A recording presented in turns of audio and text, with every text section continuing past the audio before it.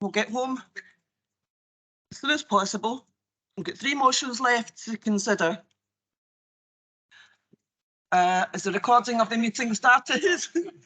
Something shouted agreed. Well done. Was that you, Ben? Graham? Okay. I think they're pretty non-contentious, but if we try and kind of limit the comments, please, unless you really need to speak. So next up is item 17, motion 10. Councillors Innes and McGurk, green spaces and play parks. Thanks, Provost. I just thought I'd bring this motion to council to recognise some of the work that's been done by the council recently. Obviously, I'm a new elected member in May, and one thing that's struck me since becoming a councillor is the collaborative effort, the real effort that's put in by officers, by councillors, by the schools, by community groups, the lot, you know, everybody collaboratively works together to make things happen, and that's important. And as I say, I don't really have much to add, and I know it's been a long day to this, but I just wanted to bring this motion here to welcome all the park investment and green space investment that we've seen across Renfrewshire recently, and that's pretty much it. Thank you, Councillor Innes. Councillor McGurk. Sorry about that. I nearly caused a problem there.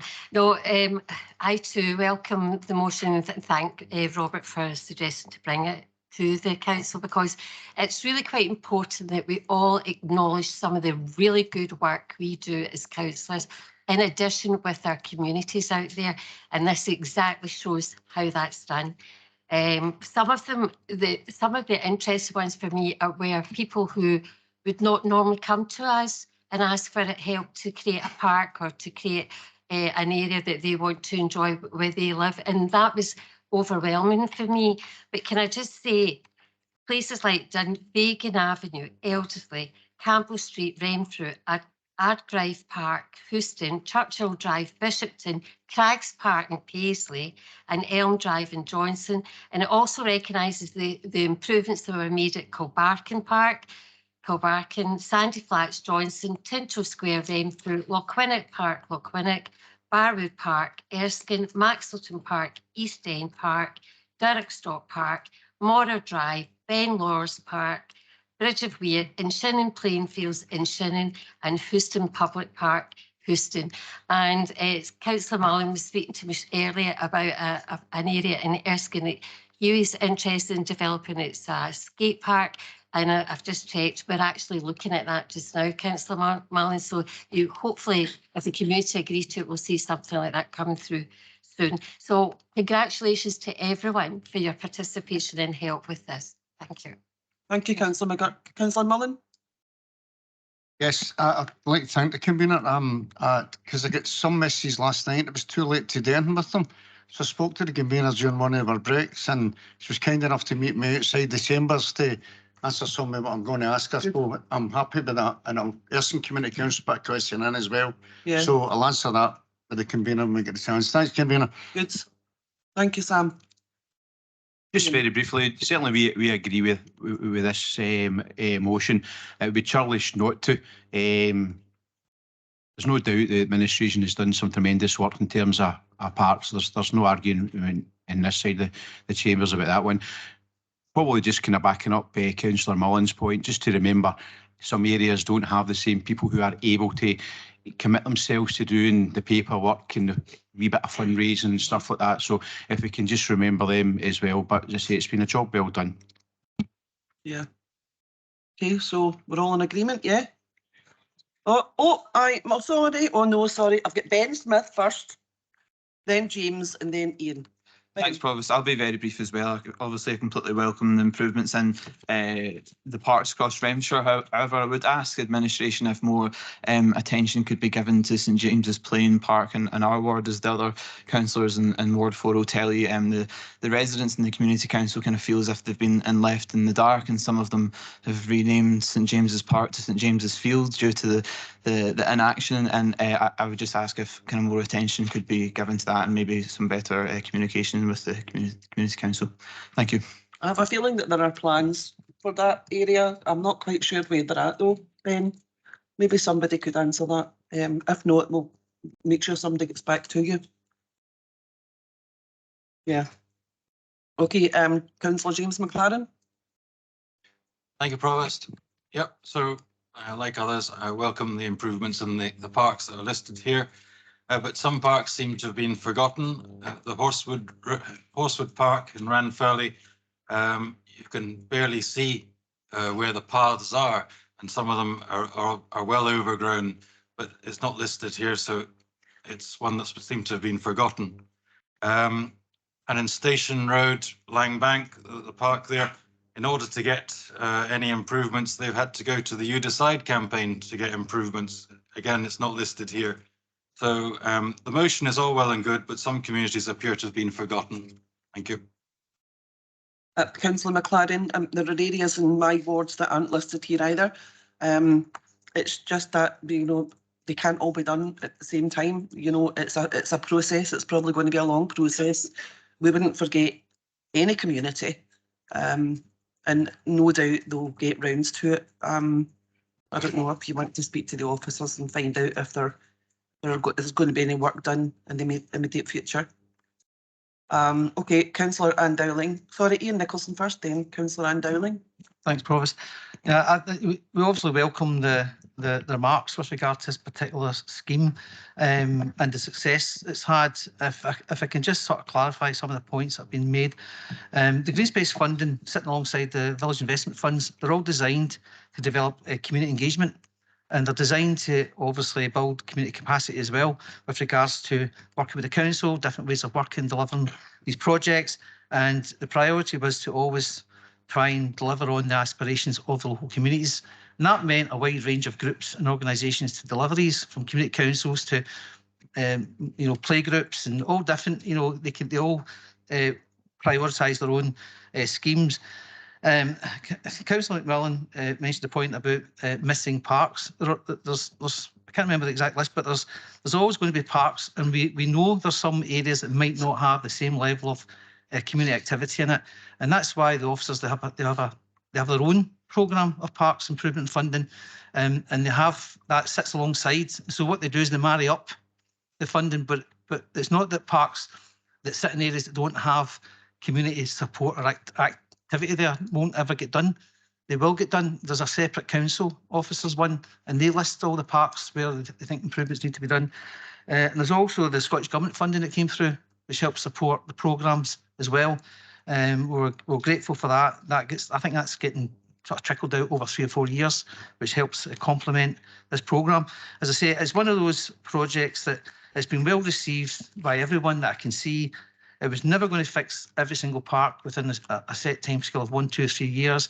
It was a long-running process, and as I say, with regards to some of the local communities, we don't often sort of single out officers for thanks, but I've got to say the officers took this whole project on board with enthusiasm, and it's a lot more work for them to engage with community groups as well.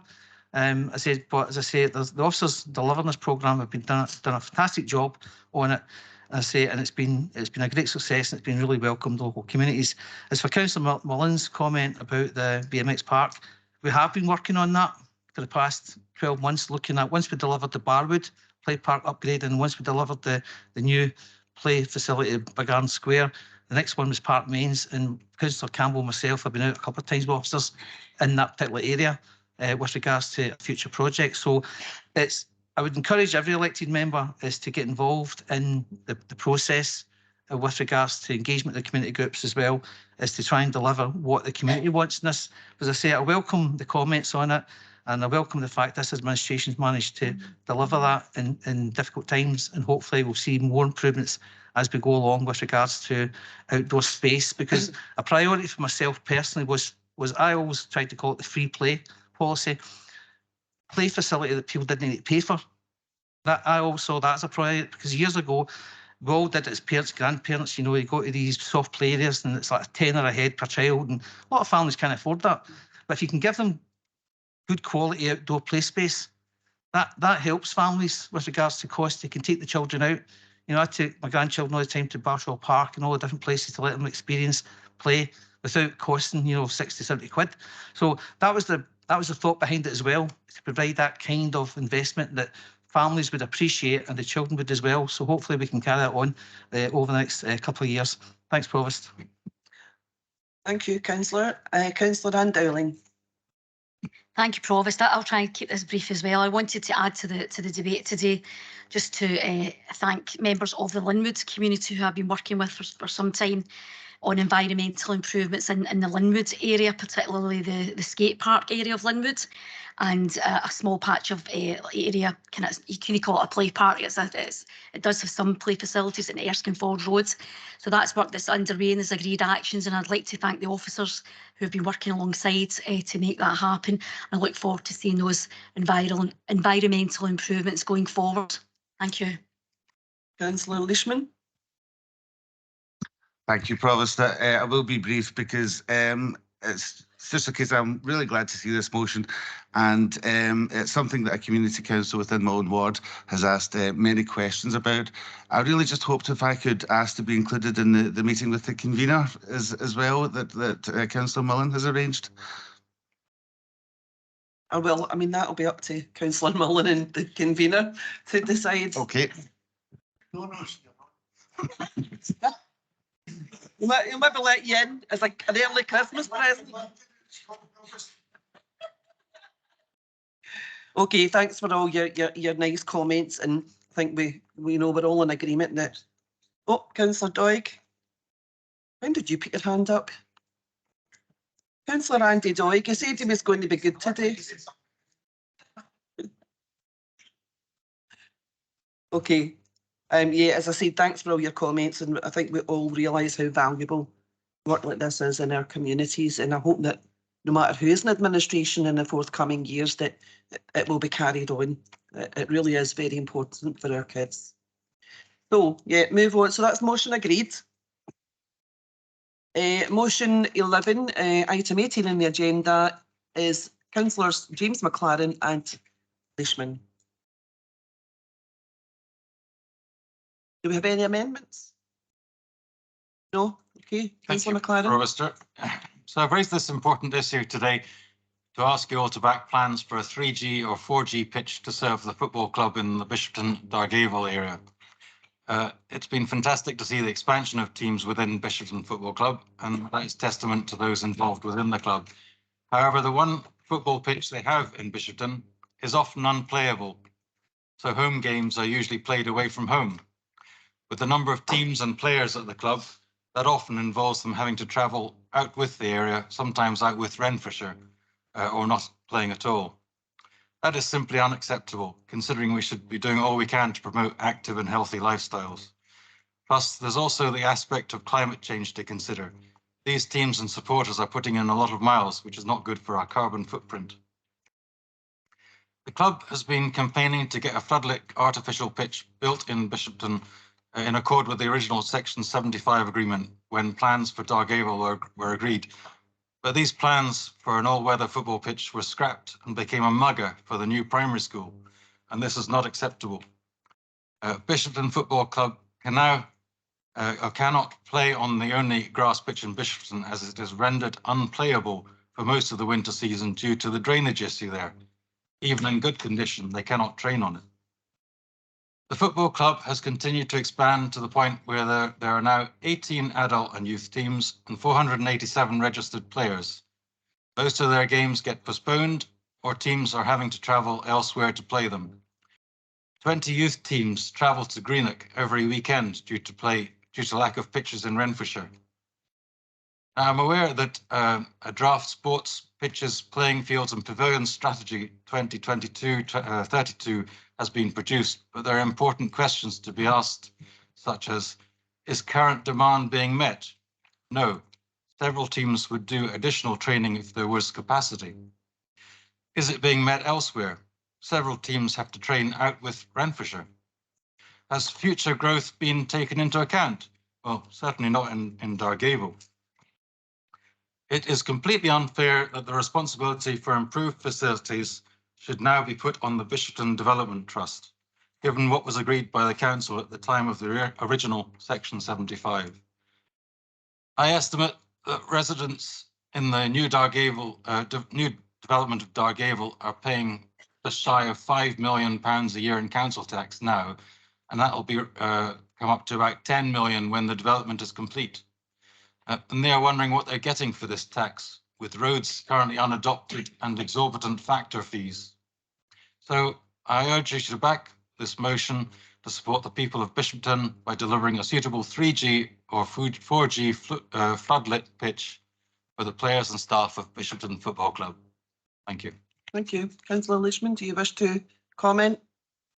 Thank you, Provost. I think Councillor MacLaren covered everything there. Thank you. Okay, Councillor Nicholson. Just information, Provost. Echo. No, it's just for Councillor MacLaren for the council. I met members of the Bishop United Football Club a couple of weeks back, and I've been part of the correspondence between ourselves and to other members and to the senior officers. We're taking this issue on board with regards to the requirements they're looking for in the area, and we've no hesitation in taking this on as a priority for this council. It's all part of the mix and the discussion that's going on just now with regards to the provision of particularly leisure facilities for the Dargable Bishopton area. As I say, so the message has been loud and clear as far as we are concerned with regards to the council's role in trying to provide the facilities that community, given the scale of it now, needs to be in place for them as part of the overall Erskine Bishopton and Shannon Sports Hub as well. As I say, and that couples up with our investment into 3G pitches with recently with regards to Park Mains, Johnston and Greif High School. So we're hearing what they're saying and we're agreeing with them as a priority piece of work for this council is to bring forward proposals and support the football clubs and others out there to deliver the services that they rightly feel they should have. Provost, thanks. Thank you, Councillor Nicholson, for that information. Councillor Colin McCulloch. Thanks, Provost. I'll be brief because I'm under the weather here, but it is good to have a motion. It's about local issues, I must say, in this meeting. Councillor MacLaren raised some interesting points about the team having a home pitch, and I think that's important to note that Bishopton will have 4,000 residents, 4,000 homes by 2034, and the idea that there wasn't going to be a full-size 3G, 4G pitch unless this came to full council, and I'm glad to hear the leader commit to that, but it's disappointing it takes this much work to get a football pitch in this day and age, and I wholeheartedly embrace this motion. Thank you. Thank you. Councillor? No? Okay, the motion is agreed, James. Okay. The next motion and the final motion, you'll be all glad to hear, is a motion 13, Councillor James MacLaren and Councillor Gray. Oh. Save the best to last. Okay, I'll make it brief. So if cyclists feel that there is a risk of them suffering punctures, whether it be on a commute or enjoying a leisurely bike ride, then they simply will not use a cycle path, preferring the road which is kept clean by the traffic using it. The traffic scatters any grit, thorns and debris off the road, so it is a much cleaner surface. So all I'm saying is basically this motion calls on the council to ensure their paths at least are swept on a frequent basis. Sustrans do a good job in managing their paths. Let's see the council do it with theirs. Thank you. Thank you, Councillor MacLaren. Councillor Gray? No, I'm fine, Provost. James has covered everything for us. Okay, I don't think we have no amendments, do we? No more comments? No, that was very good, very quick. Thank you very much. That was a shock, actually. So the motion is agreed, Councillor McLaren. Thank you very much for your attendance today, and I really hope you all have a lovely Christmas. For the new councillors, it must feel like 7 months. About it feels like 7 years you've been here. So you're going to need this wee break. But thank you very much for your contribution to the council, and thank you to all of the council staff for their work throughout the year. They do a tremendous job. Thank you to my daughter for just being here. I told her I'd be finished at 1. Back at 1. Anyway, so thanks once again. Lisa Marie. Oh, Andy Doig, I forgot to say it's your happy birthday. Happy birthday to you. Happy birthday to you. Happy birthday, dear Andy. Happy birthday to you.